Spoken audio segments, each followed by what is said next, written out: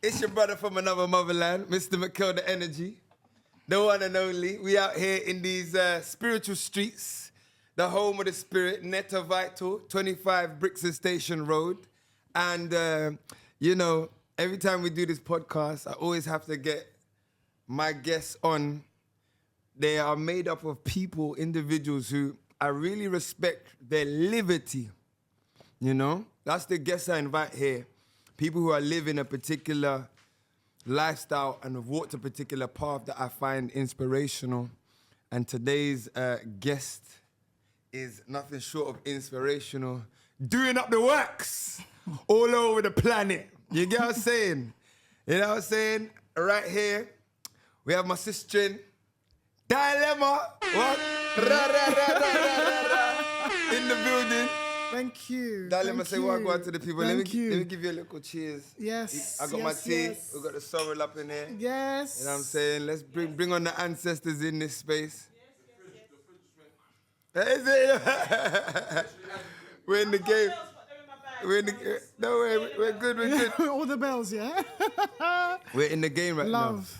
Love. Yes, love. we got our people in the back. Yes. NXG, Nirvana.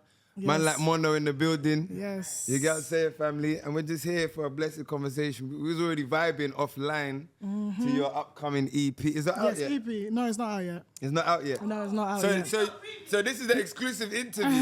You get me? Yes. This is the interview about, so I previewed some of the tracks, yeah? And it's it's an eclectic, it reminds me, there's a certain channel on MTV back in the day that it reminds me of. You know, like there's an MTV Base and there's MTV Classics. This reminded me of like Box. Do you remember the Box? Yeah. This reminded me of the Box or MTV2. Like, yeah, it's because MTV2 does their alternative type stuff. You know, there's a few bangers in there. Thank you. Yeah, there's a couple of bangers in there. Talk to me about this EP. Yes. Where's it coming from? Listen, it was made with one of my sisters, another Igbo woman producer called Amoge. Amoge, yes. Yes. I know Amoge. Honestly, it's the most fun I've had making a project. I just had so much fun.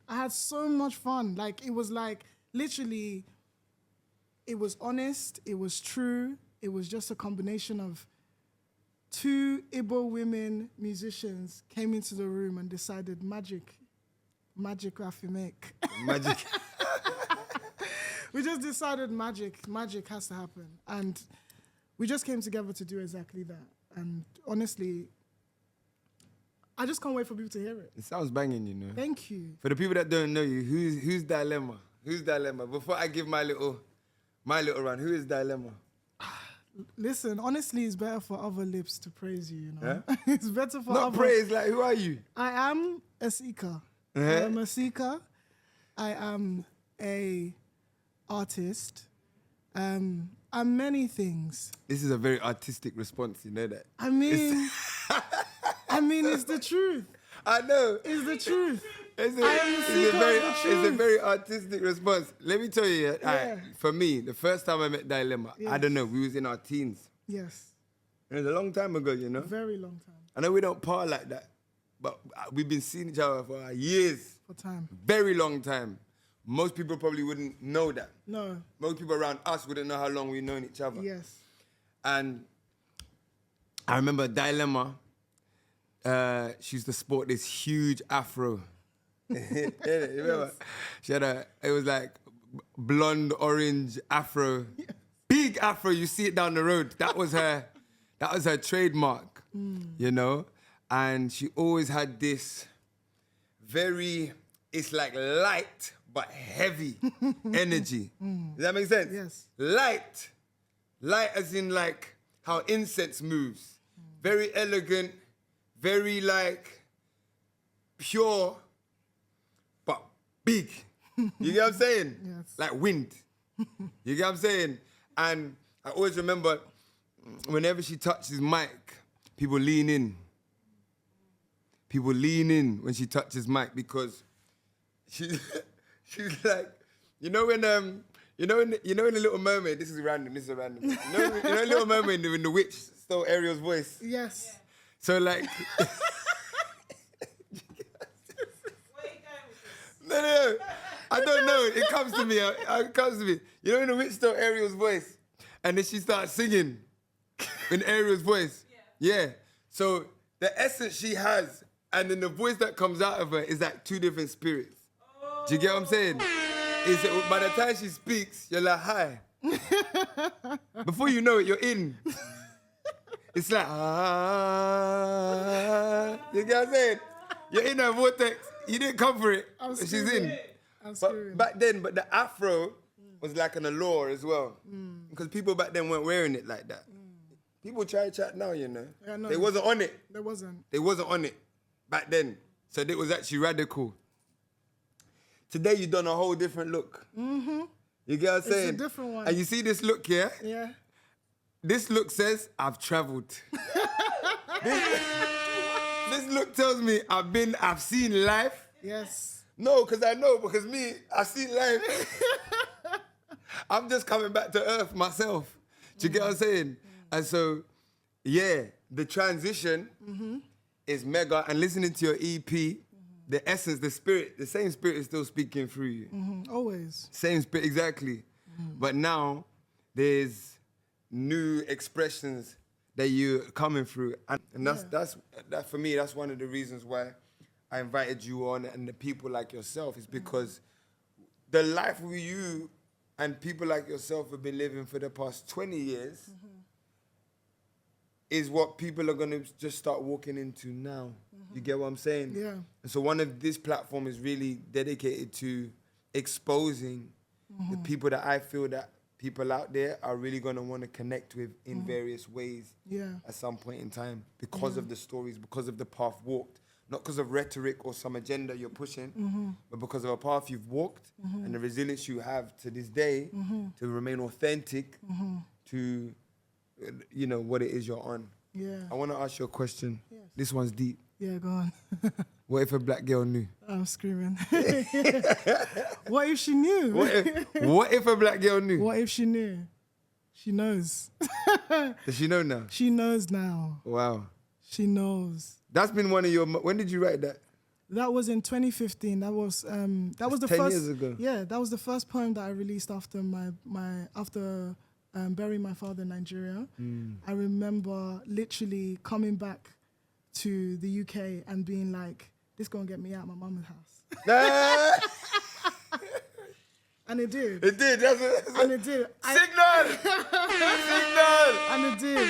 Yeah. It was literally me saying, what's stopping me? What are the thoughts and what are the ideas that I feel like are stopping me from taking the next step or pushing myself further?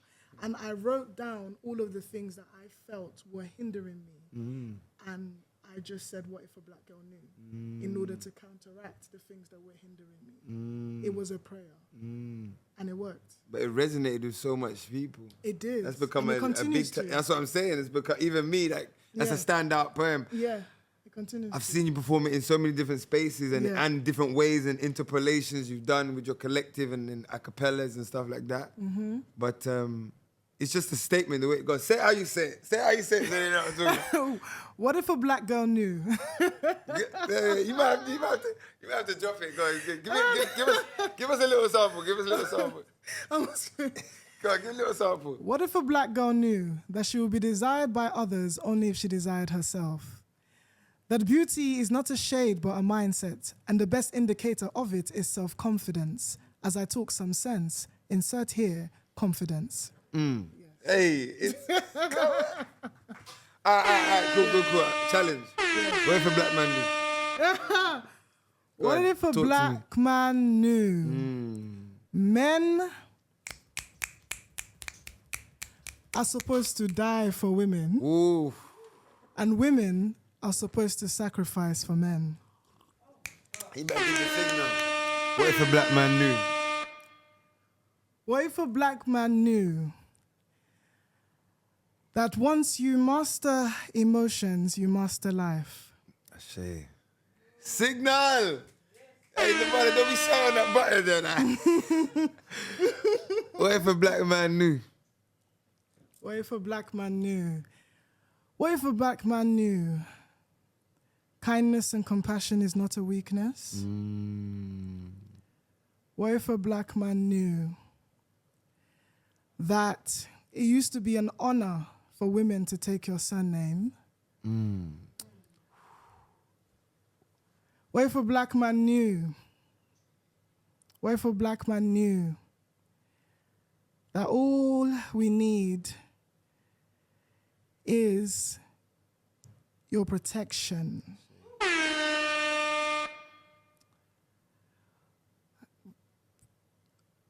What if a black man knew that you are important and special, and we want to be honored again to produce your legacy? Come on, brother. Are you all right? Come on. Hey, that one touched me, you know. That one touched me. Well, you see when you talk, yeah, there's a trembling in your voice, and there's her tongue. I love when she goes into talk because her tongue, you can hear her ancestors in her tongue. She goes very, you can hear the other language on the tip of her English, you know? Yes. You get what I'm saying? And I love that. What if a black man knew? Yes. That's powerful. Today, Dylema bought me some flowers. Let me get my flowers. You get me? You get me? Yes, Dada bought me some flowers. Yes. Yes. I didn't know that I like receiving flowers until today. I was like, yo. I was like, wait. Because I don't know. I'll be looking at flowers like, flowers in it. You know, I do that like, if it's I'll be chatting shit like, it's cut off, it's gonna die soon. It's not really, you know what I'm saying? All that nonsense. But when I got the flowers, I was like, what? No, it's important. That's so interesting. It's important. Yeah. Talk to me about brothers. I feel like me and you're quite similar. Are you a Libra? Mm-hmm. That was a Libra. I know. I feel like we've had this conversation many times. Yes. You know, like someone you see randomly, you keep having the same conversation over and over again. Yes.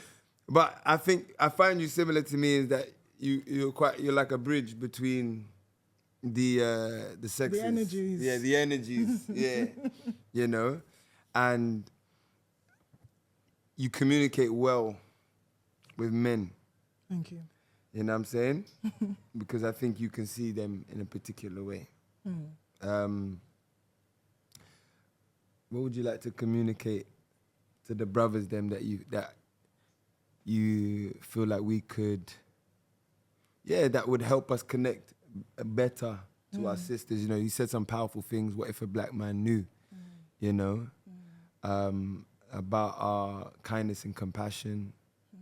About, you know, it used to be an honor to take your surname Wagwan right now. You get what I'm saying? I said used to. You get me? That means we're not there again. You get what I'm saying? There's a few things there. So I'd love to invite that convo. Like, what do you think what's the conversation that we need to have in that space as black men and women? I think that what I found is that I feel like a lot of black men have not found out the reasons for a lot of things. And what I mean is like, a lot of things seem to be a rite of passage now. You know, you meet a woman, you're supposed to take his surname. And it's like, I feel like there was a time men knew that they were meant to go to war. There was a time men understood what it is like to die. And I'm not saying that every man is ready to go to the front line right now. That's not what I'm referring to, but the war has not ended, even if you're not going to the front line anymore. And I'm saying that for a lot of men, there's a lot of entitlement, I feel. And because of what has been done over the years to implement systems to allow industries to be formed on our backs, we have not had enough teachings or enough knowledge or enough remembrance about why we used to do certain things. So this rite of passage that a lot of men have fallen into, where the other day I heard a man say that, I'm the prize. And I felt like that exposed to me the level of insecurity in that man, because it is very clear he does not have an anchor as to what manhood is. Like, for me personally, I don't know whether there's any hope for that conversation, because it has to be... in general? Yeah, because... Between man and women? Yeah, do you know what it is? We're having a convo now. Let me tell you, I feel like men don't want to know how women feel, and women don't want to know how men feel, because we have to continue playing the charade. What do you mean? We have to continue pretending, playing the charade of, you know, the system in which we have been put into. We have to continue playing the charade. I don't want to know a man's experience and what he's going through, because I have to deal with my own stuff. And I have to think about it as well. Like, I need to not know everything about the man, because I have what it is to do with being a woman, and you have what it is to being to do with being a man. Now, if we both completely understand what it is to be a man, if I completely understand what it is to be a man, and you completely understand what it is to be a woman, what will we do then? Can we understand though? Completely? So that's why I'm saying, this is why it goes back to, I don't know if there's any hope for such conversation. I don't think we need to completely understand each other, because I think that's part of the game of why we manifest as separate entities. It's the game of finding harmony in the differences that matters. And I think from a depends what the objective of a conversation is. I think, like what you're saying, and what I tend to focus on more, like in my liberty, is removing those things that separate us. You know, there's a certain dialogue, like I realize once you go to the root of certain things, then you don't even need to pay so much attention on the differences on top. Once you can go to what I call the subatomic connection. Do you get what I'm saying? Like what matters to us both, what brings us here both, what unifies us from an essential space. Yeah. And that's more, to your point, that's more than a conversation. You know, this podcast is going to allow us to divulge in certain things, but it's really ultimately about the liberty, meaning how we're designing our lives as men and women that allow us to find that harmony.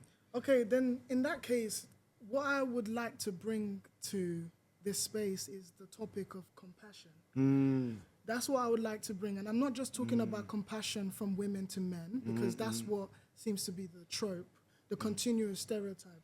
A woman must have a lot of compassion for a man. But I'm talking about compassion from men to women. That's the topic in which I would love to engage in, because I feel like a lot of these discussions continuously that we have about gender, there's an undertone, and I don't know if you feel it, but there's an undertone or undercurrent of animosity. Yes. I hear it. Continuously, right? But then when you were saying, going to the subatomic level, is that most people are not ready to go to that level. True. And therefore we continue to perpetuate. And don't know how. They don't have the language to, I realize as well. Yeah. You speak another language, right? Yeah. What language do you speak for the people there? I speak Igbo. Igbo? Yeah. I speak Igbo. So, now me, I'm born and raised London. I learned Swahili. Yeah? Great.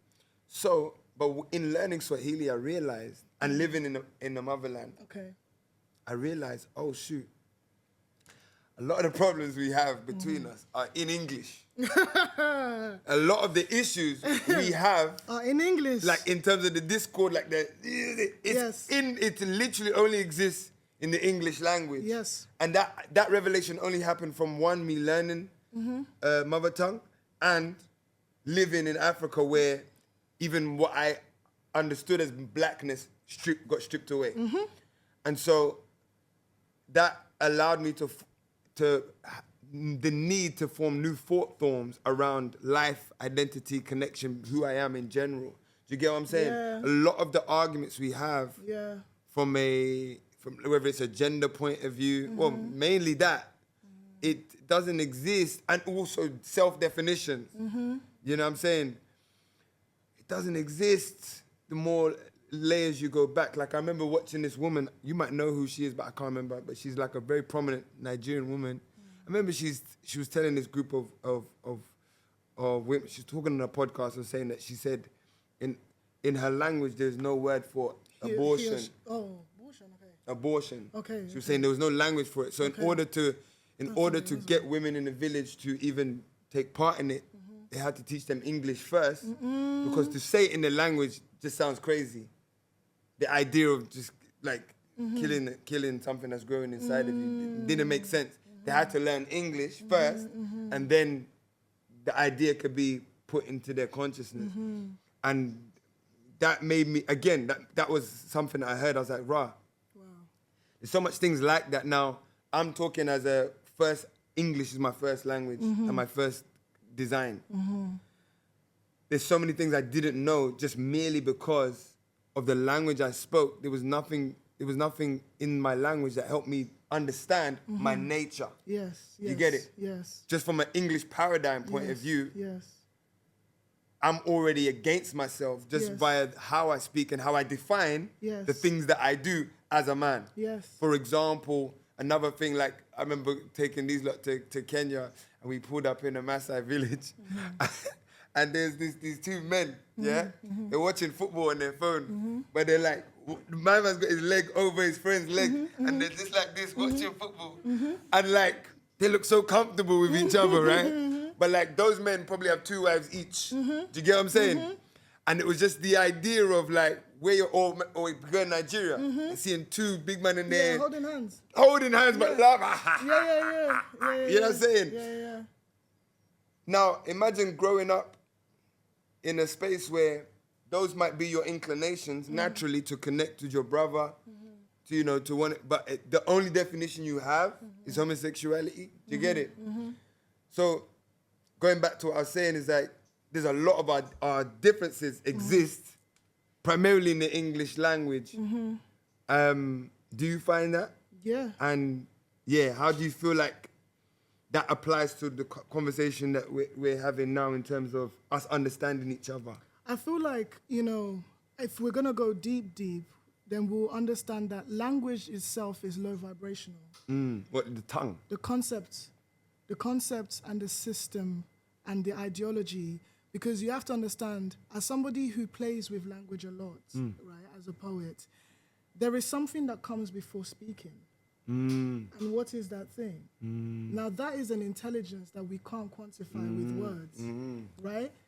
I can try my hardest because I enjoy it. Yeah, that's why we're poets, isn't it? That's what we do. Right? However, there is an energy that comes before speaking. Another thing is that I find that with a lot of men, they look for logic. Right? Logic seems to be heralded like something that I should praise. I do not praise logic. I praise intuition. Because as a woman, I have 3 wombs, I have 3 brains, I have 3 hearts. So I cannot 3? Yes. 3. You specifically? Or just generally? Women. 3 wombs? We have 3 Talk wombs. to me about that. Wait, go on. Let's put that one there. Go on, finish your point. I'm going to get back to that. Go on. And what I'm saying is that I find it difficult sometimes to have conversations of depth, sometimes with men, because they want me to give them logic. And you want me to draw a straight line when all I see is circles. So in the circle is your line. Dropping bars. You want me to... Say what you feel. Like your line is in my circle, and my circle is not in your line. Hey, so at the end of the wait, what are we talking about? What are we talking about? Listen. That's a lie. Hey, your line is in my circle. Carry My on. circle is not in your line. Hey, you get poetic. I love it. Go ahead. can interpret. Excuse me, it sir. in Your many line ways. is in my circle. Yes. Go on, Dada. Yes. Yes. And I feel like there's so much that can happen when you understand intuition and when you understand things unsaid. Now, I feel like women get extremely upset with men because they expect men to think in circles. And that makes it very upsetting an engagement because he's not going to, sweetie, you know? And again, that doesn't make him in any way inept or lower. That doesn't disqualify him from being heralded as the man that he is. Just because we are operating in circles and they are operating in straight lines, it's just something is a sunflower and something is a daffodil. It does not mean that you disqualify the daffodil or the daffodil does not disqualify, or you're a daffodil, you want to walk up and start being a sunflower. We have to understand specifically the kind of plant we are. And I'm using these analogies because it's a way to simplify really complex thoughts. That's important. You know? Yeah. I'm just simplifying it by saying, what plant are you? That should be what you are dedicated to. And then looking at another plant and being like, are we from the same plant family? Right? Or if not, it doesn't disqualify them. It means that we get to engage in this human experience where you can teach me about your sunflower life and I teach you about my daffodil life. And that is just to simplify things. However, we know that we're in this world where nothing is ever simple. I know. Especially in this English language. Exactly. You know? It's treacherous. But it's really important to have people who are poets or who are able to, you know, play with the word, like look at the word, you know, turn the word around, but also like, especially with women who learn English or learn languages and are able to shift around with it, you are able to, you know, demystify perhaps some of the more complex things to like kind of like have communication with men or with other people. It's not just men who necessarily don't value intuition. There's other people. There are women who don't value intuition. So I'm not specifically saying this is one person, this is one. I'm just saying some people think or herald intuition, so herald logic so much. They want 1 + 1 to equal 2. But then I'm like, something comes before the 1, something comes before 100%. The plus, something comes before the equals and the 2. So that thing in which comes before all of those things are what women flirt with 28 days, every 28, was it between 24 to 28? That's what we flirt with every month. That place in which everything comes. Yes. We are literally adjacent to it. Like we're literally doing jiggy with it every month. And so a lot of the thought practices and a lot of the ways in which the systems and the industries that have been created I feel like they've really tried to silence intuition. They've tried to make it something that is perhaps demonized or not very respected. And a lot of men have really added to that, I feel. And again, it takes me back to what I was saying about compassion, because I have a friend who will call me and say, oh, I want him to just know. I want him to just know, you know? I think a lot of girls be saying that. And then I want him to just know. And then I speak to her and I said no.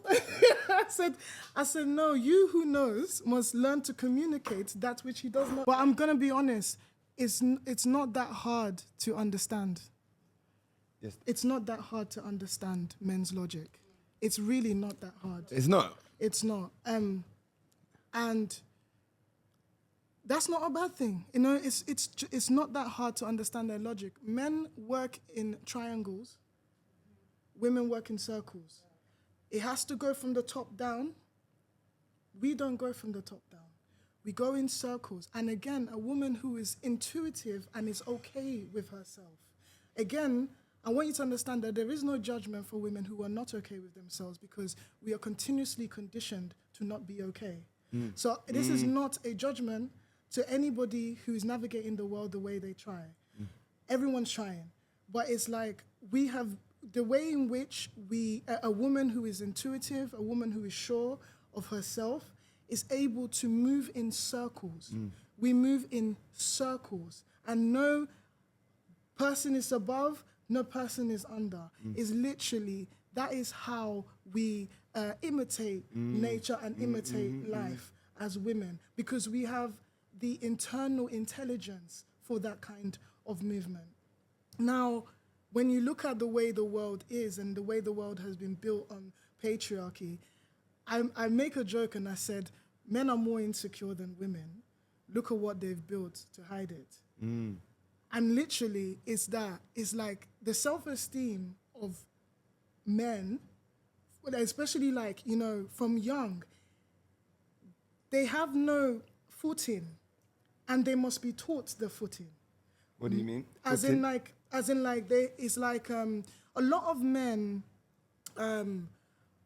without purpose, they lose their way. 100%. You understand? That is the nature of a man. Okay, that's a what man I mean. needs purpose. That's what I'm trying to He's say. not even, he doesn't begin to become a man until that purpose is set. Exactly. And so initiation and rites of passage need to set him on the path of purpose, or he isn't going to discover himself the way a woman would do with her internal mechanism. Exactly. A man discovers God through purpose. Exactly. And again, it's like that, you know, that having to find that purpose can create a lot of insecurity, you know? And this is why I bring it back again to compassion, because of a lot of violence that have been done and things that have been created and things that men continue to perpetuate today, women cannot think about compassion first anymore. It is not a safe environment for women to think of compassion. It is the anomaly, the unique woman, the separate woman, the woman who is still in touch with extreme magic that is like, I still have femininity, I still have compassion. The thing is that it's so interesting because I can sit here with a beard because that's how woman I am. Do you understand? I get it. Do you get it? I get it.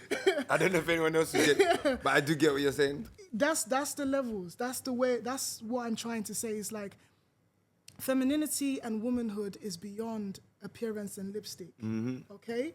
And for me, I can put on a lipstick. I can shave my beard. I can even put on the weave for you. You guys will be dancing. You'll be falling down. Doing. Yeah, I know. I already know you.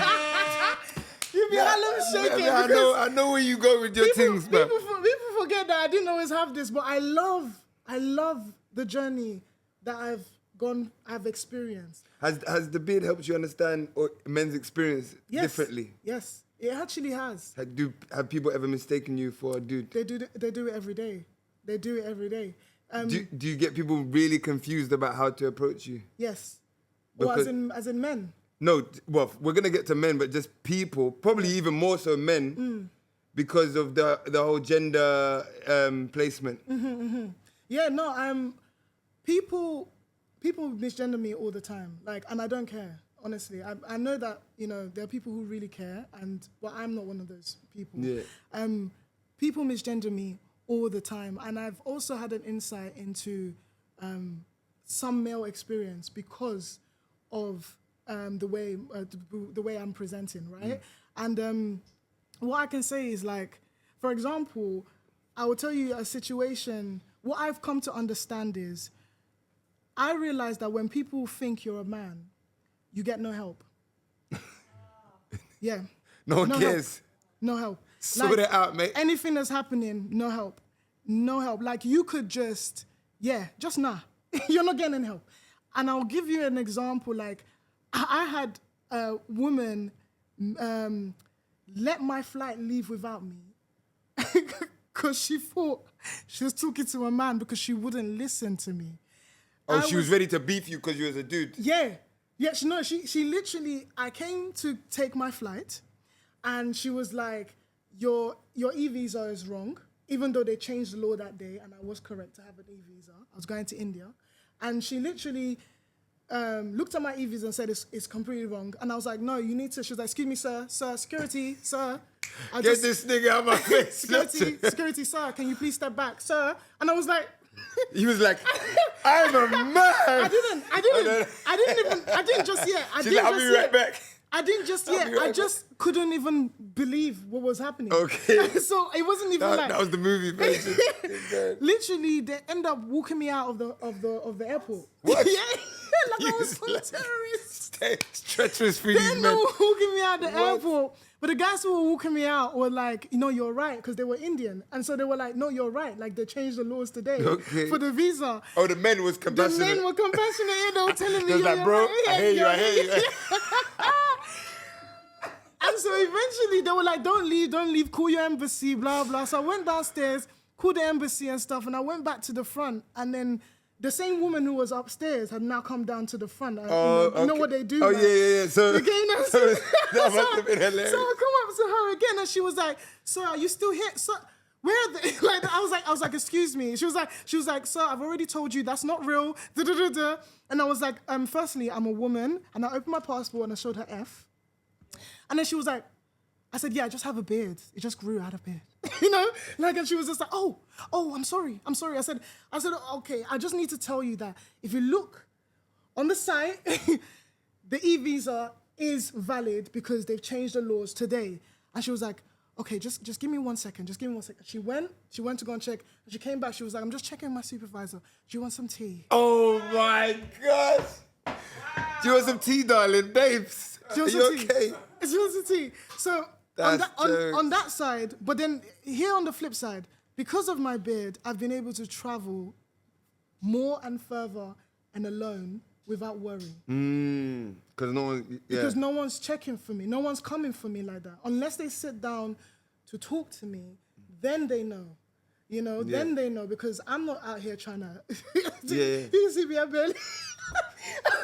I mean, I could try. Yeah. I could try, but again, it's just a beard. Yeah. But again, I know that I've always had a very good relationship with masculinity and femininity. And that's why I'm able to hold... I'm not saying every woman should or can.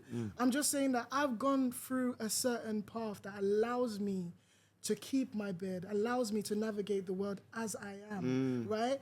That's what I would say. So I've seen the different things, and also I found it really interesting how prior to having a beard or growing a beard, there was a certain barrier I felt with men when it came to honesty. And I've seen how that barrier has decimated or disappeared.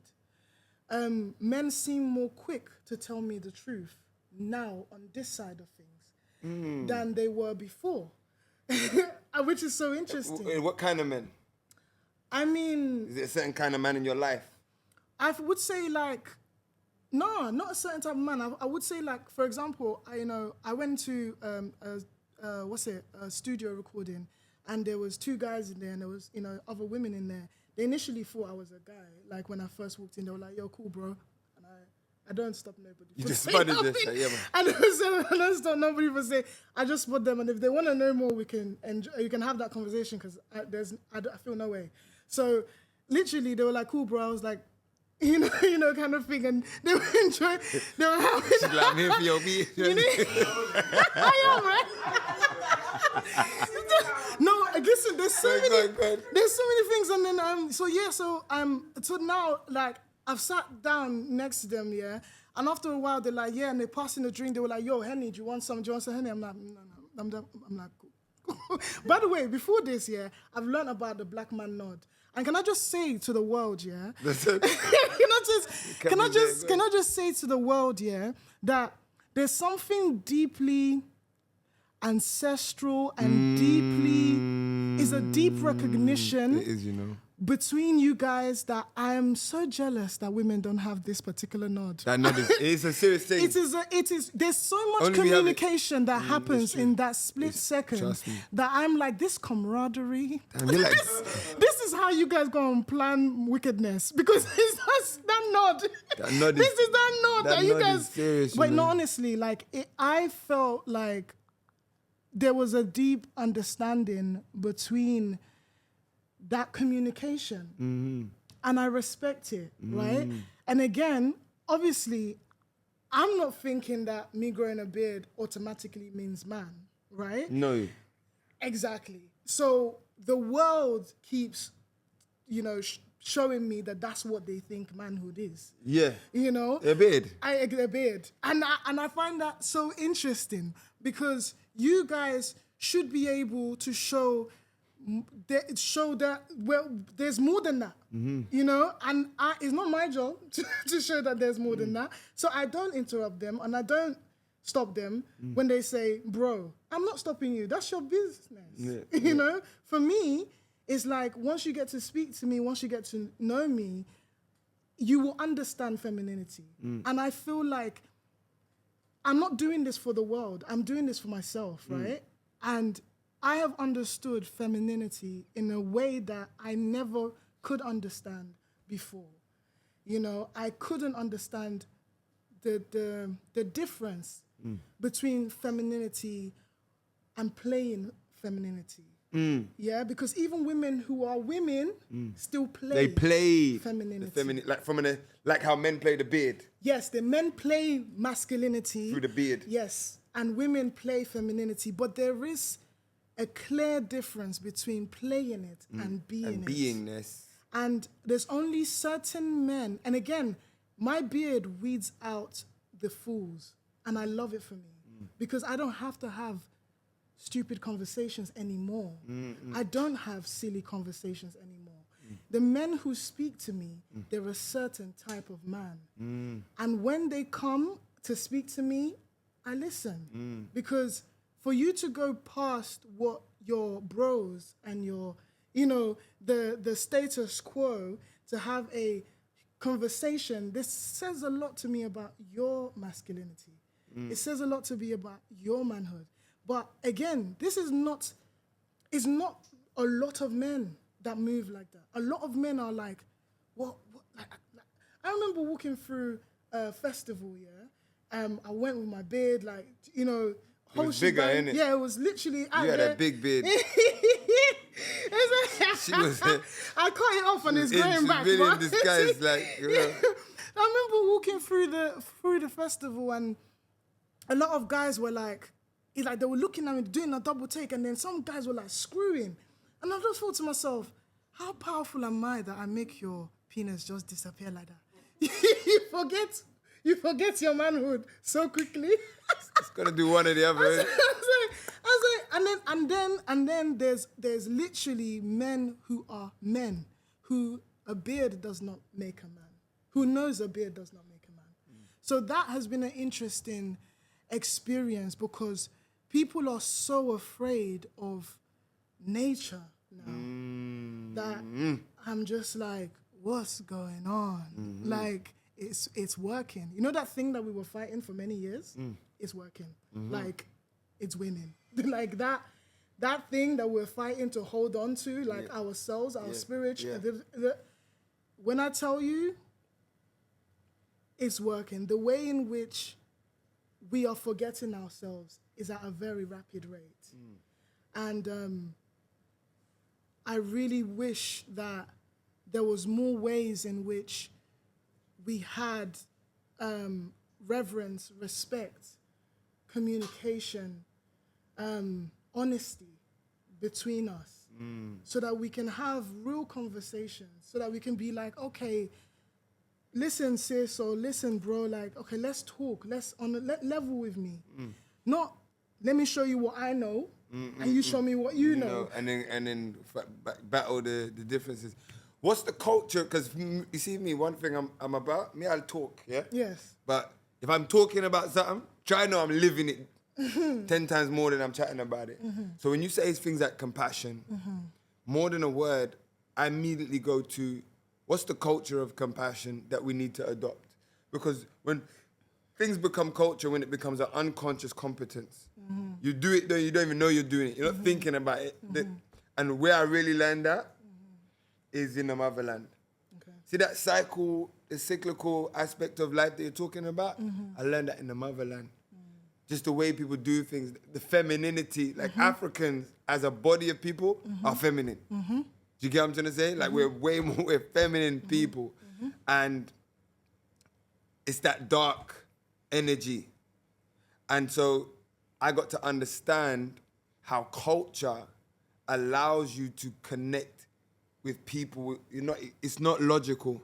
Just the rhythm of how you live allows you to be very intimate with people and really understand and really go past barriers, even. Yeah, so without me going off, what is the culture of compassion that we need to adopt?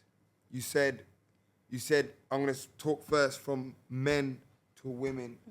When I say, do you understand what I mean when I say culture of compassion? Meaning the behaviors that need to be adopted, the perspectives of approach in relating. What do you think are some of the top things that we can adopt now that would change the rhythm? Because frustratingly, as artists, we always want change now. I'm looking at the children we're raising. I'm looking at the kids that are looking up to us, the people that will be watching this in years to come, the people that are going to take our words and make liberty out of them. You never underestimate that power that we have in that way. Yeah. So what is the culture of compassion that firstly men need to adopt towards women? I feel like the culture of compassion, I feel like it starts with really understanding that, first of all, it's really being like, understanding the capacity of women or understanding where we're at, right? Men have known that they have been unsafe for a very long time. So they have had time to prepare. A lot of women are just realizing how unsafe it actually is. In terms of what? In terms of life. Like, it's almost like the war that used to be for men and men alone is now for us as well. And we're just realizing it. Like, we're having to fight for our survival as well. That never used to be the case. Men fought for our survival. They fought for their own and ours. Yeah. The war has reached us. Do you know what I mean? Yeah. So there's a level, there's an ideology that is still going on that I'm a man and I take the lead and I take the role and I da-da-da-da. But the war has reached your wife. But you don't want to see that the war has reached your wife. You want to know that you're protecting and providing. Have you asked her? Yeah, the war has reached the women. And I feel like when we're speaking about the practices of compassion, like you said, yes. I think that we first must understand that. Men must first understand that war that, the war of a man, the battle of a man, the battle that they believe is solely for men has reached the women. And that is very important for a lot of men to know because that is their pride. The pride of men, that is their current pride. The fact that I'm a man, I provide, I protect, and da-da-da-da. Whatever it is the pride of men. They have to understand that a lot of women have realized a level of unsafety that never used to be. And before, it was like there was a burden lifted off where women were prepared to have children. Women were prepared to look after their children. There was a level of joy and, freedom and capacity that they had, and they had people as well to help because those people had capacity. Especially in the West, those things are no longer as tangible as they used to be. Yeah. So the war has reached your women. Do you understand? Yeah. It's like the compassion that is required now is to understand that guy, that war that was for me, she's fighting it. And that is the truth, the most honest and close to the wire I can get to help men have compassion. That's as close as I can get, because men, I feel like really, really hard done by. And it's understandable, because this whole system has been set up in a way for a man to, set out for unachievable goals, near unachievable. But that is literally what has been said. And now every man is trying to get to that very that 1%. small, that very small percent of unrealistic fairy tale, mythical castle aim. That most men, when they get there, don't even want anyway. Absolutely. And then truth. again, you get there, and what you've done to get there, you literally punish everybody for it. Yes. And so at the end of the day, that war has reached the women. So now, this idea that we're fighting over a war that has reached both of us. So you're coming home from work after I'm fighting a war that you've been fighting. So it's like, now we're both looking at each other, because the safety in which I need to create, I can't. Now, in order to get the safety I need to create, there is somebody who is now feeling like my child, on top of having to now face a battle that I did not sign up for. Neither do I like. A woman in her femininity, me in my femininity, as much as I have my beard, I don't want to go to that war. I don't want to do it. And again, I want to be able, listen, I want to be able to be extremely grateful. Me, as a woman, I want to be grateful. And again, you don't have to achieve the 1% trophy for me to be grateful. But the fact that a lot of men are not realizing that that's not necessarily what we're going to be grateful for. What is it? We're actually wanting to be great. We want to be grateful for the man being present. We want them to be present. Present, not just being. Yes, not just being. Present. Present. Present. Present. In the now. Yes. And again, it's like, I know that a lot of men have a lot of energy. So it's not like trying to trap a man's energy is like, I don't believe in it. I'm not trying to trap a man's energy into one space or one box. Men can be energetic people. However, it becomes really resentful when I fought a war and you want to play. That's what it starts to look like. I'm fighting a war. You think the war is only for you, but now it feels like you're playing. And you feels like playing, what do you mean? It feels like it feels like a lot of men is like, I want to be energetic and I want to go outside and do this and do that and prove I'm a man and all of the things. However, it's like that woman wants you to be present. That woman wants you to show up.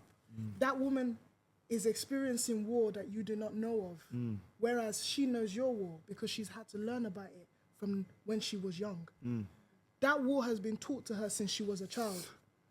That war is, nobody will marry you if you don't, We've been taught that since we were small, before you can even put on your own underwear. They're telling you already. You will not, nobody will marry you if you don't, And the thing is this, I'm very sure we were very, very happy for that to be our holy grail at one point. But the benefit of that holy grail is dwindling. It doesn't exist for the most part. And so when it comes to compassion, I feel like I would love for men to understand that this private war that they think is just for men, if you actually look, you will realize that women are fighting it as well. And to be able to say, okay, how are you feeling? Curiosity goes a long way. That is compassion. I am curious about men, me. I'm not saying every woman is. I am curious. I ask men about themselves. But also, I grew up around men, so I use my voice. A lot of women have not been taught to use their voice. It is not part of a conditioning of women to use their voice. It is a part of my conditioning. So I use my voice. I'm able to communicate to a man. I'm able to say, hey, this is how I'm feeling. This is what's happening. Can we go this way or are we going this way? And it doesn't have to be a fight. However, for a lot of people, they have not learnt to use their voice. So it becomes a source of contention when it's like, can't he just read my mind? Like, can't you just, and again, it's not the woman's fault. We haven't been conditioned that way. So what I'm hearing, this is beautiful, but what I'm hearing in my manly self is now, I'm going straight to the solution, like in terms of, okay, how do I, because what you're saying is resonating deeply.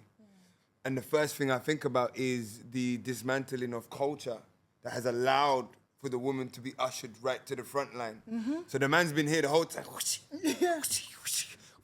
He looks back and he's like, yo, babe, Yes. what you doing outside? Yes. And she's Put like, down that sword, man. She's like, I ain't eaten Meanwhile, in weeks. no. I haven't eaten in weeks. He's like, nah, babes, I got this. Meanwhile, she getting juked by the sand. Honestly. Someone's stabbing her. He's like, nah, do you get what I'm saying? Honestly. So in both ways, Compassion. because I feel, again, something I took from the motherland is men have been robbed of their ability to be men.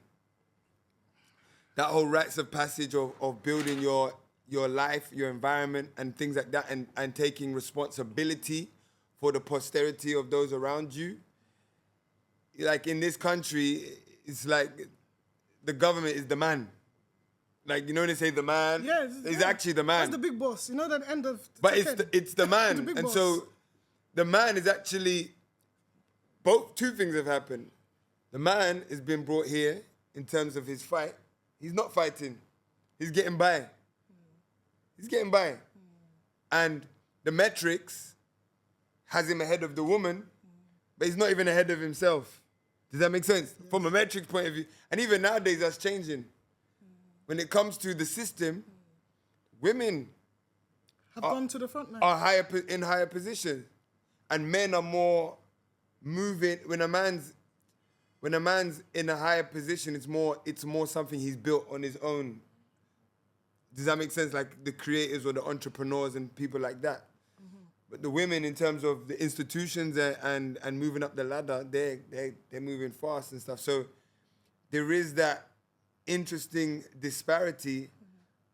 My pure belief is the way to fix that is to establish culture outside of those systems that have us in those ways. That's for me, because what you're talking about, even like the ability for a woman to be feminine and the ability for her to let go, for example, and also the ability for a man to be his full energetic self. Absolutely. And be present, that only comes with being a maker, owner, and master of your reality. If you're at the mercy of someone else's timetable, someone else's clock, someone else's decision on how you wear, how you talk, how you design yourself, do you get what I'm trying to say? You know? Then you can't be present in that way. You can't say like, you know, oh, I'm gonna bring my family with me to work, or, you know, have my daughter with me every step of the way in the things I do or whatever. You can't do that unless, as a man, as a family, you're makers and owners of your reality. That is a journey that most people are not willing to take individually because of how difficult it is and because of this 1% idea that's been planted in our head. I constantly have to coach myself out of, because I live pretty much, I'm an alternative person. I live the other life. You get what I'm trying to say? Everything I do is all heart, it's all me, maker, owner of my world. But I have to constantly coach myself out of ideas of success that were planted in my head as a child. Not because I have some sort of allure to it, but because it's so ingrained in me that this is what success is supposed to look like. I have to remind myself, by doing deep reflection and meditation, by going, Mikhail, you don't even want that. Yeah, and it's You hard. don't even like that shit that you think that you're judging yourself by. You're not even into it like that. It's hard though. It's really hard because it's drummed in your face from the moment you wake up. Now it's literally the moment you wake up. Literally, yeah. It's yeah, the yeah, yeah. moment. So you've got that So plus it's, now. Yeah.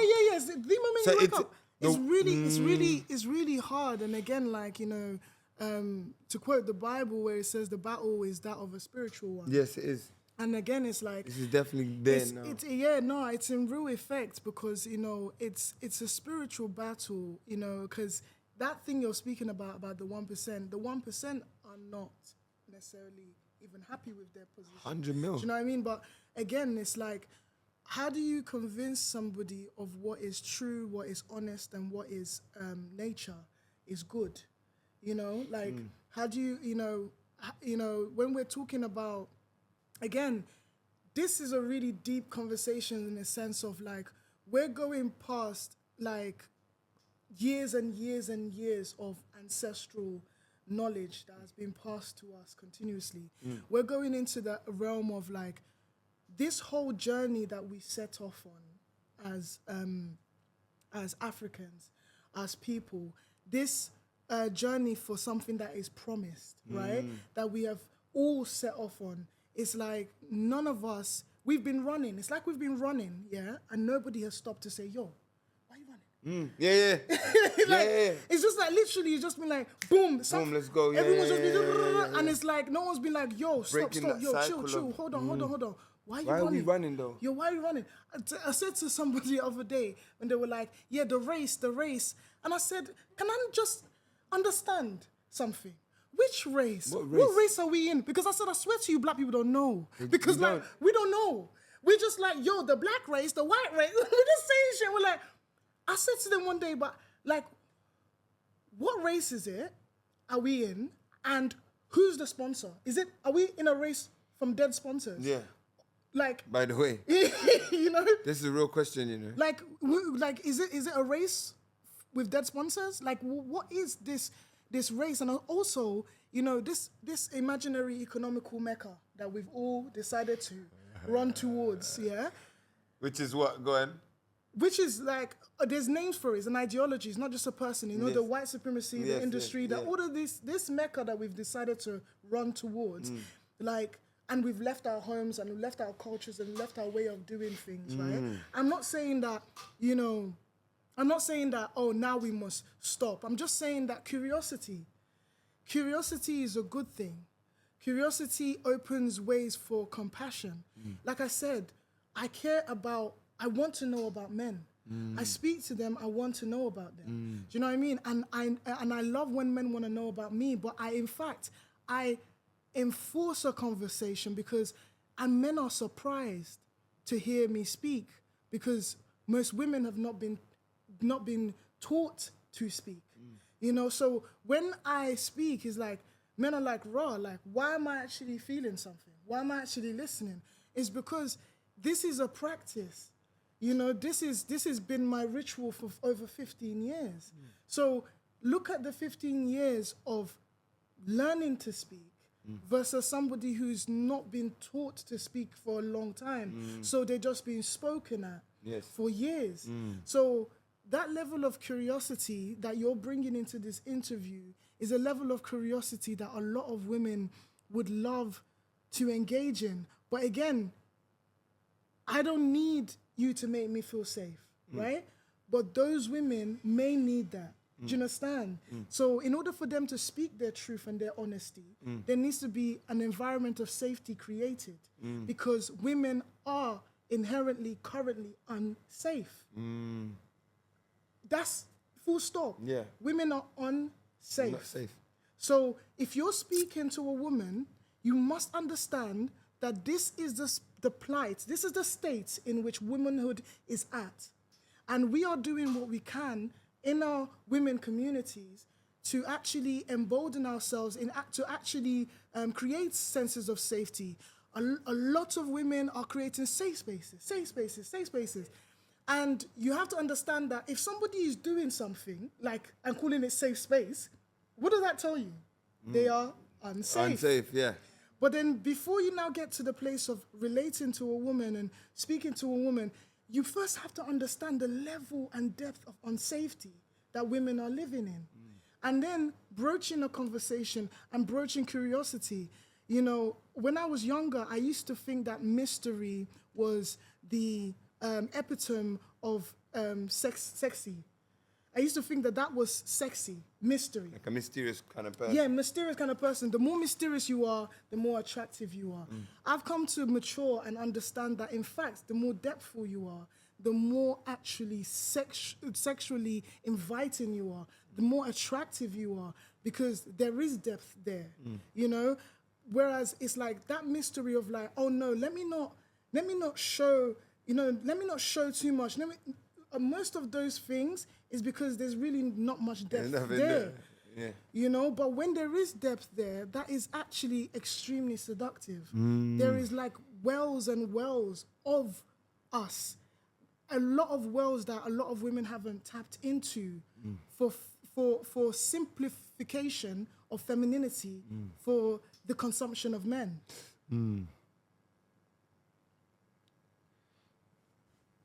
How do you have 3 wombs?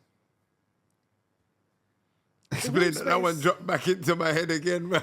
The womb space. Yes. Is a We love the conversation about wombs on this Yes. podcast. Go on. The womb space is a creative space. We create in our wombs, we create in our minds, and we create in our hearts. 3. I mean. We have 3 minds. We think in our minds, we think in our hearts, and we think in our wombs. We have 3 wombs, 3 hearts, 3 minds. We feel through our mind, we feel through our heart, we feel through our wombs. 3, 3, 3. Me, I have 3 too then. I have 3, a collection.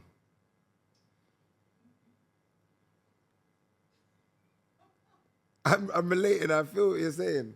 Yeah, and I'm not disputing it. No, I feel what you're saying. I'm not It disputing makes it. sense. It I'm makes not sense. disputing it. It makes sense. There's a question now on going back to culture. I really want to know.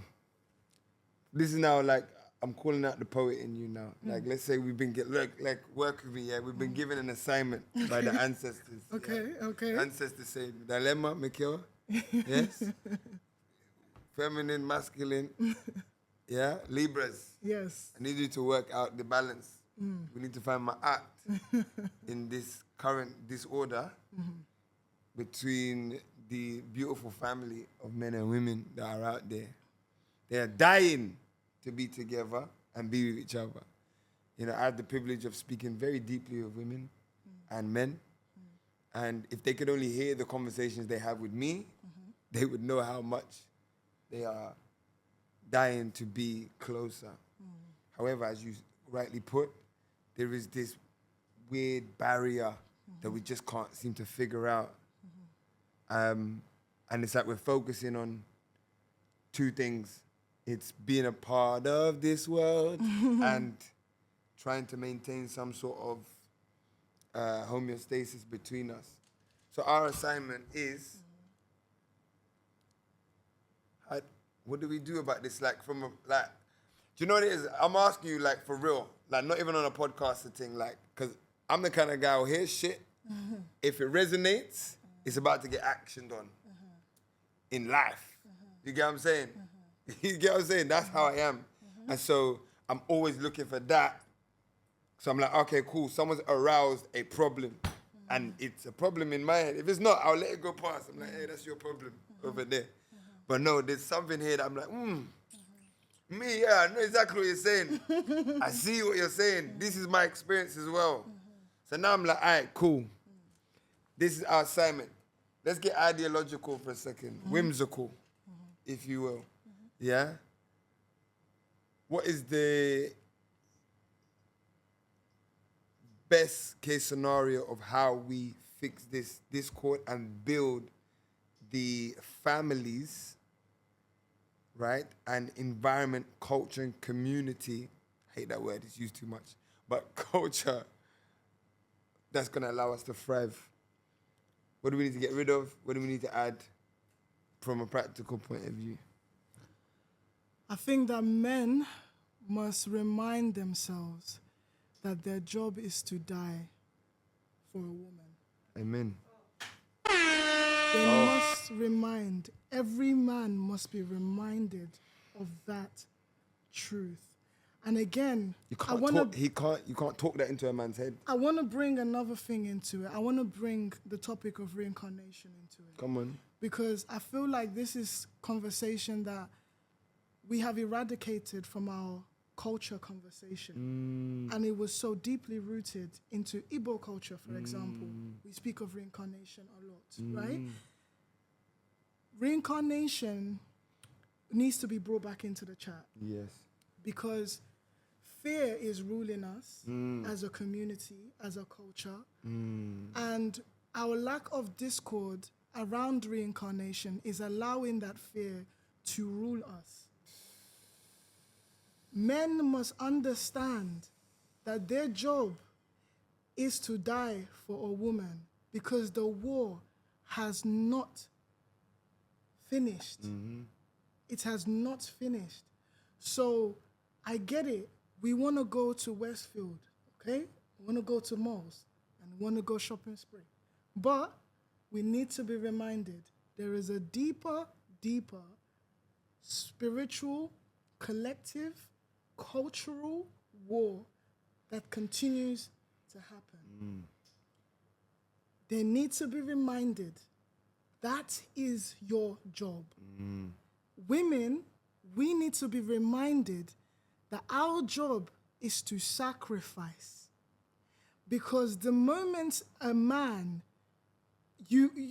picks you or you pick a man, you choose the person you sacrifice for. Whether you like it or not, you choose the man, you choose your sacrifice. That's it.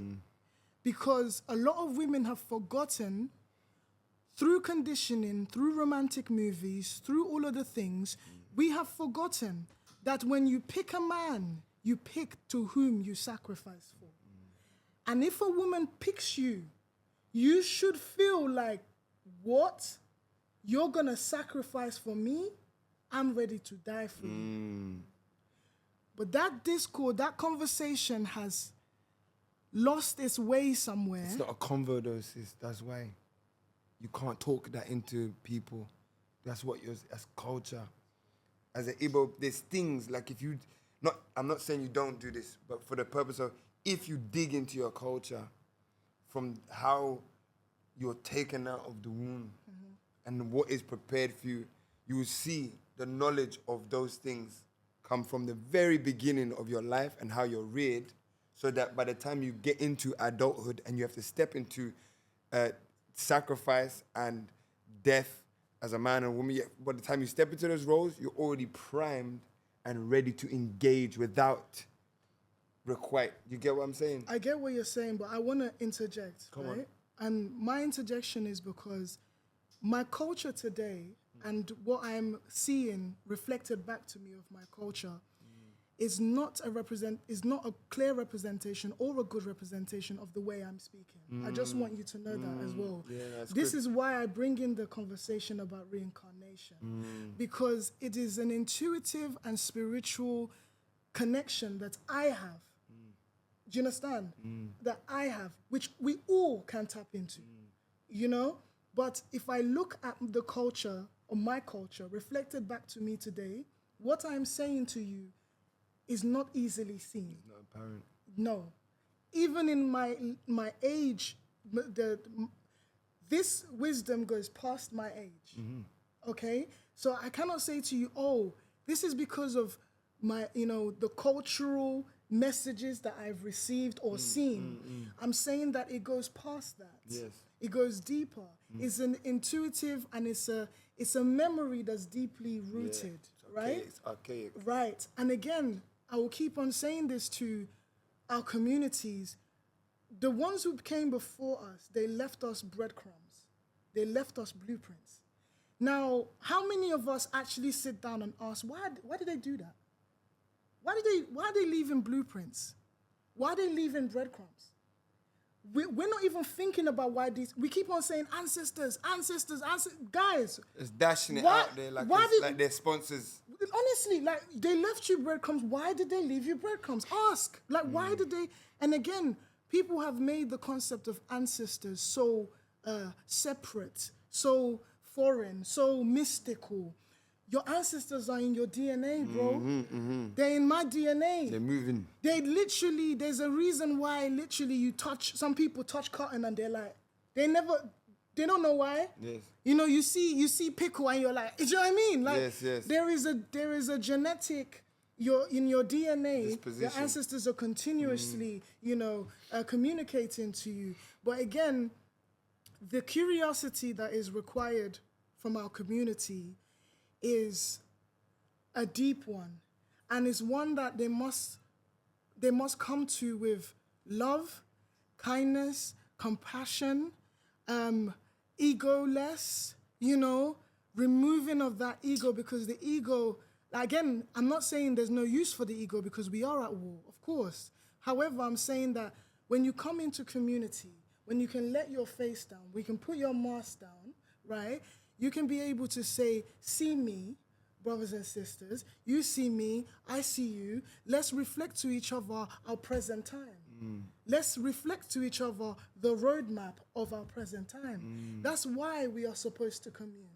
Not so that we can be,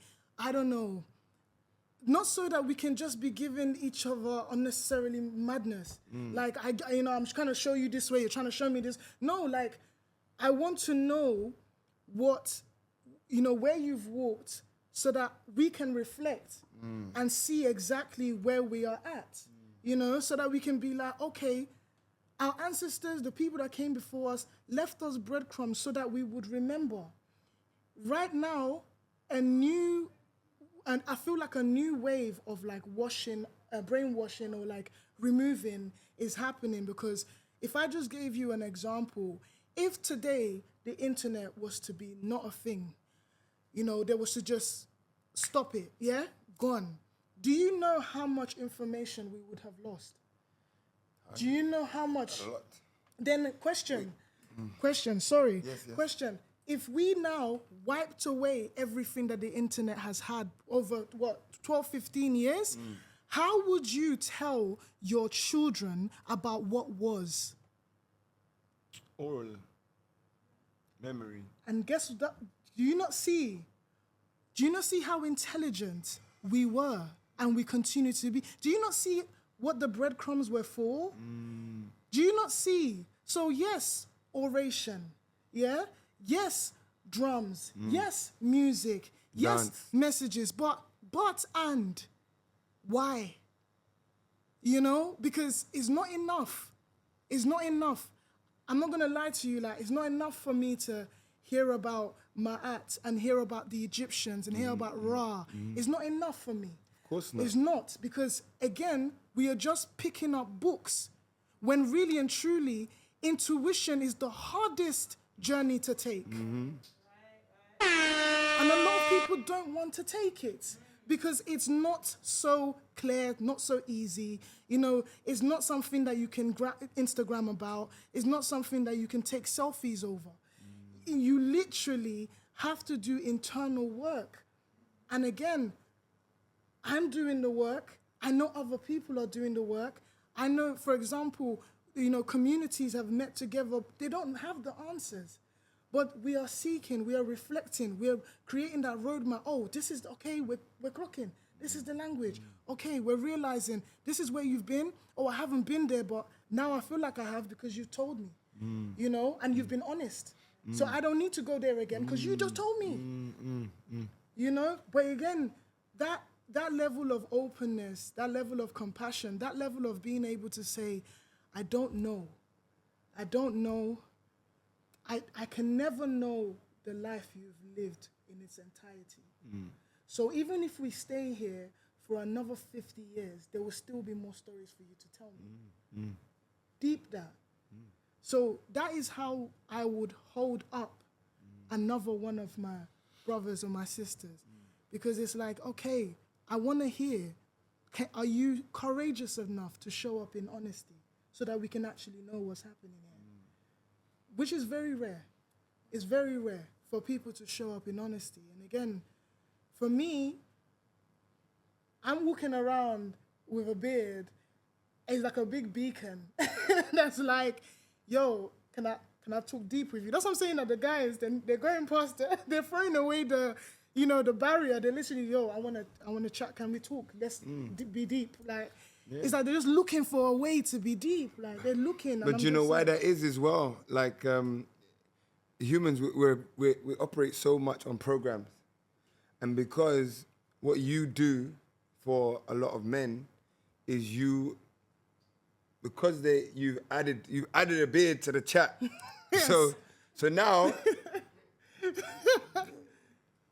you're not a woman. Do you get it? Okay, because you're not a woman. Do you get it? In terms of the program, okay, you're not a woman, you're not a man, but you operate somewhere. You're more like a deity. Do you get it? And so that, in terms of, a lot of our deities are androgynous. So they become communicators of both sides. So you'll find a man who easily open up to you because, like, the trust is there. It's like you said, that nod is like that nod, because I've got a whole podcast on that nod. Okay. It's like we know we're still in this war together. Hey, we saying, bro, good, yeah, yes, sir. We know we're out here. It's a thing. Like, we ain't communicating. No one's told us, but we know when we lock pupils, we know. And for a man to find that in a woman is something special, because to get that nod from a woman, and it's not a nod, it's something else. Get that recognition from a woman, you have to be more present to see that she sees you. Do you get it? And then that allows him to open up. But what you'll find is that because you sit in the center, right? A man who can unfold and be more vulnerable with you because he doesn't feel like he's gonna lose anything. Because for a man, it's like, sometimes I realize a lot of men see women as the adversary. Yeah, enemy. Yeah, and it's more like it's the impossible enemy, because you do everything for her anyway. All right, tell us the new single. What's the new single? The new single is called Mirror Mirror. On the wall. Who's the prettiest of them all? Me, bitch! Me! Yes. That's so funny. Oh, shit. That is the new single. It's out literally right now. And yeah, I pushed the EP drop back because I want people to really enjoy the single. Enjoy the single. Like, it's out, it's there for you. Enjoy it, engage with it. What's the EP called? Daughter. I love that. So simple. Yes. It's brilliant. You know what I'm saying? Daughter. Where can people catch you if they want to connect with you deeper? Yes, and authentically. Join my list. Join the list. At the moment, the list is a place where I send letters to people every Monday. The aim was to send 100 letters to strangers. I've surpassed 100 letters to strangers. Right now, that's where people are getting a weekly message from me. But what it's going to be is that's going to turn into an in real life space that the people can come to and engage in art. I feel like for me, I really believe in bringing the village together, but I also believe that there is the village and then there is the marketplace. Like my art is going to market. However, I feel like at this moment in time, I'm needing the support of my village. I'm also growing my village. I'm also connecting my village with each other as well. And as we continue to grow and as we continue to give ourselves like really like important, camaraderie, like kind of help, like as a village community, you know, that's why I want us to continue to grow in that way. And then the art is for the market. But without the village, I'm not putting my art into the market. So however long the village takes to fully come forward and form, I'm happy to wait for people who want to connect with me as I want to connect with them. I see. Thank you for joining us Thank you so much. I Thank want you to for shout out. sipping. I want to shout out a couple of my village people. Come shout them out. I want to shout out the villagers. Sakali Sesu, Rah! who is literally Come on. aromatherapist, body healer, womb worker. Like literally, she's helped me. She's really like saved my life so many times. Mine too. Exactly. Yeah. So literally, Sakali Sesu is extremely incredible. You know she's my doula, yeah? Listen, she's She brought my baby into this world. Like, listen, she's everybody's literal knight at the moment, you know. So Sakali, I want to shout out to Sakali. I want to shout out to Amoge, who's my producer. Big up Amoge. For the project. Come on. Like honestly, I've never had such an easeful time in the studio with anyone. Like studio is not really been my fun place to go, but it has now become my fun place That's amazing. because of Amoge. So That's the one. women musicians, women produce, anyone working in music that is a woman, please find Amoge because she will make you understand that it's okay. You know, it's okay. Like no anxiety, no pressure. Like you're good in her hands. Yeah, I want to shout out Uwa, yoga instructor, an amazing Amazing light. You're just light reeling off the energy. names. Yeah, man. This is my village. These are my people. You know, we got the same village. Yeah. These are my people. And then lastly, I want to shout out to Kaiser Rose, who has literally been the person to curate events that have really made me feel welcome. So most of my events or my future events will definitely be with her because I know that I'm looked after when she curates an event. Come on. So that's basically my village. Those are the people that are keeping me true. And Ra. I love y'all. Shout outs, man. Big up Dylema. Hey, listen, we got more to chop on, you know. Yeah. Because there's a lot of building that's happening. Yes. And you know, again, I bring people here to talk, but it's because of the building that's happening offline. Yes. That I want people to have a window into what's happening. Okay. You get what I'm trying to say? Yeah. That's really what this is. Okay. People are peeking into a window of something that's really deep that's going on, you know? So thank you for offering your wisdom, sharing your heart, Thank you. bringing the flowers. Thank you. Thank you for having me. You get me? Thank you. Bad man, no. Well, you know what I'm saying? I got my flowers. Why is he like this? You know what I'm saying? You know what I'm saying? But nah, big up yourself. Thank Love you. and respect Thank every you. time, family. Thank You don't know you. what time it is, family. Come visit Netta Vital, the home of the spirit family. We got everything you need here. Today we've been enjoying tea, we've been enjoying sorrel. Come down, 25 Brixton Station Road. This is where the family's at, this is where the community's at, and you never know, you just might meet people that will change your life, man. Peace in, love out. Also, let me shout out the fact that, listen, talk about village. You know I'm taking people off grid this September. For my birthday, we're doing a big Chesoroho in the motherland, in Kenya. So anyone who wants to tap into that, go to chesoroho.com to get involved. One of the reasons I created this space is for that cultural reset, is for us to be in environments where we can see and experience ourselves and who we are in a completely different way, you know? Yeah. But I feel a whole nother podcast starting. Let me just end right there, man. We'll start going into the motherland. But thank you very much, family, for tuning in. It's your brother. Oh, we got a customary practice we do right here. Let's see if we get it in. So, this is our MAAT chess. Quick game. Okay. We got to place one by one these hematite stones in the middle of the center. The aim is to get all your stones in there without them magnetizing. Oh. If they magnetize when you put it down, you have to collect. Oh. You have to collect. Yeah? Okay. Yeah? Anything that touches, you have to collect. Okay. Yeah? All right, simple things. I start. You know what I'm saying? Yes. What's your favorite song on your EP? My favorite song on my EP. Right now. I know it will change. What's your favorite song? Authenticity. Why? Because it makes me really happy whenever I hear it. Uh-huh. And it makes me feel like, it makes me feel free. Gives me real freedom. Oh. Every time. When is your turn? Oh, really? It makes you feel free, yeah? Yeah, it makes me feel free. What was your favorite? Which one do you remember? The the one you told me to listen to. There's two. There's two. Is the one about the black man with the white. Wow. She roots for the wombs on this podcast. Yeah, I love that. For us. I love that Love for them us. Yeah, I you love go ahead. that for us. Angry Black.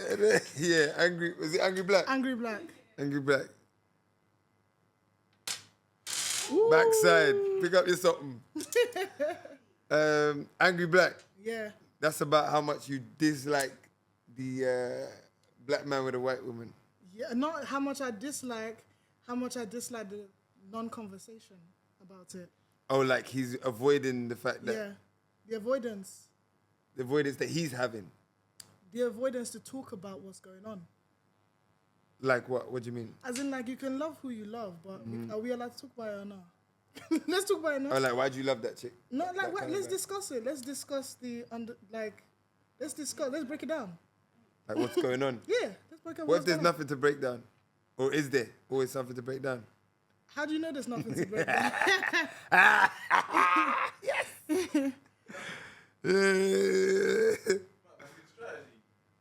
I know, right? I think I found something.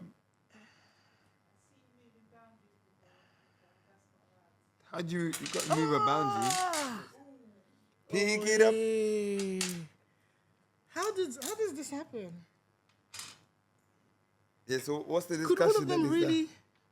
Yeah, that's the one I needed to drop in there. in the first place?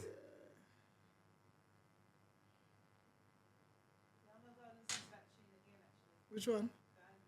It's not out It's yet. not out yet. You got to meet her in person. No, there's that one, and then the one. What's the last one you played? The last one you played. No, that wasn't authenticity. It was the last one. It was the one after the cat in one. You know, you had that one that was like. Did you just? You both got some strategy going on here. I've seen it. I know this is the longest game I've ever played. Someone usually lost by now. Really? Yeah, definitely. In the stones. Put the magnetism and put it down. Yeah, like that. Yeah, Damn. now he has to get it. Yeah, I know, right? They could backfire as well. Look, it's like take me with you. What she got? Shit. Keep getting uncomfortable.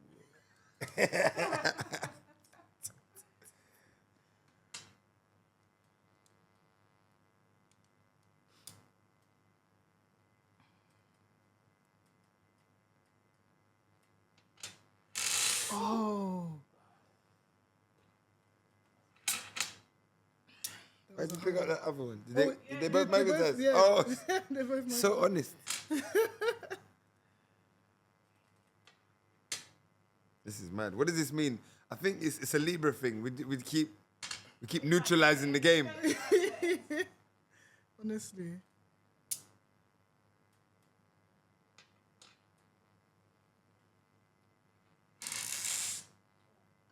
This is gonna go on forever at this point. That's mad. This is the longest game I've ever played still. But this is dope. It's very interesting. All right, chill out. See you getting all excited and shit. I didn't even put nothing down, bro. Allow it, bro. Oh, this is a hard one. This is where it gets hard, isn't it? Come on, let's go. Mad. Right. See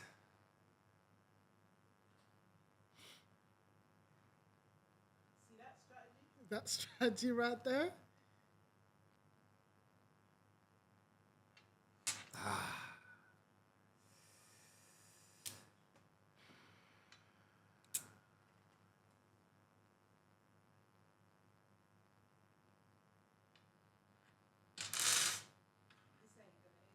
No, it's ending. It's will ending end, right it now. Right now.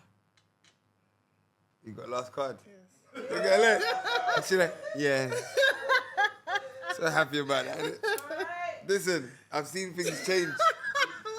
Ask Nirvana. Things change last minute. Have you? You can just collect right now. This is the moment of truth.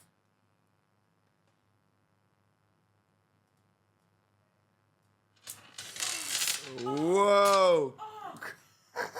Nah, you called that into I existence. didn't call nothing, bro. You called that into existence. Collect this. You called that into existence. This is mad. This is a long ass game. This is actual chess now, listen. It's evolved. All right, I'll relieve you in a second. I will end the game just one time.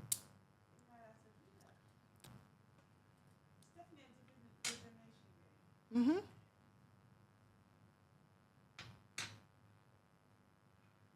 Are you going, bro? Bro, allow it.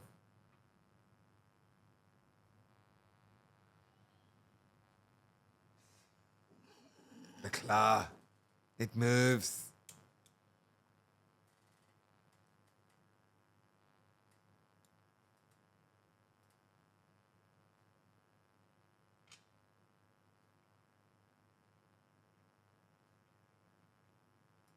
What? Doesn't Now you wanna better go. let that go, man. It doesn't want to go.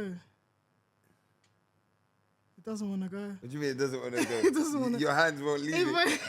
If I do Just it, open your hands. There you go. if I do it, it won't work. It will work. Look. Boom. Nah, I need You'll be it to- fine. Nah, I need it to be. You'll be fine. Nah. I'm fine there.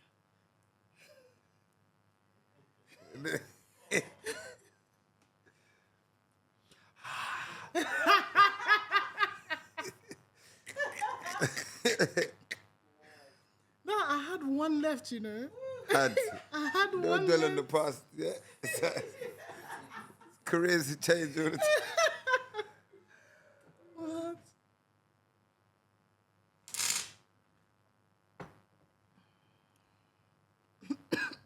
This is intense, man. Honestly. Who needs surgery at this point?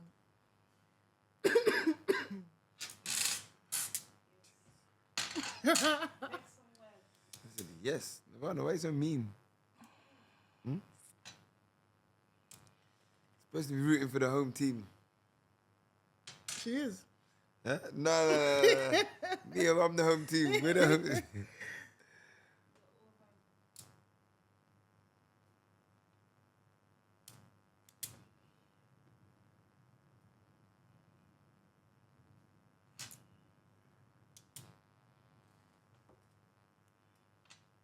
This is interesting, you know. So interesting. I've actually never. What do you think it is? I just think we're actually, from an energetic point of view, usually it's a pole thing.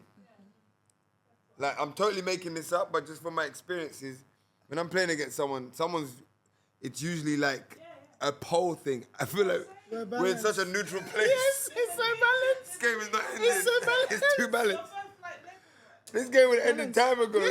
So, It's balanced.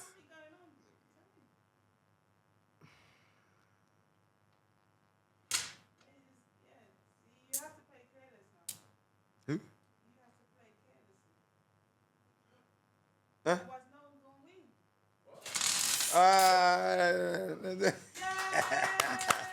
You win. Did you know what it is? The last time I said it before I dropped it, so I said, let me just Oh. say that energetic. What he did, yeah, he said. That's I kept quiet. I said, you know what? That's a lesson for life. That's a lesson for life. Speak about what you're about to do, bro. Slap it down, bro. Yo, that was cool. What is that? Magnets. Oh. Hematite. Yeah, hematite stone. Amen. Very cool. Thank you very much, family. Peace in. Love Can you imagine out. that when we recorded for that long? I know. Can you imagine? Wow. It's a sign. We needed to get that conclusion out of the way. Love and respect. Oh, hold that one in there. Yeah, hold it.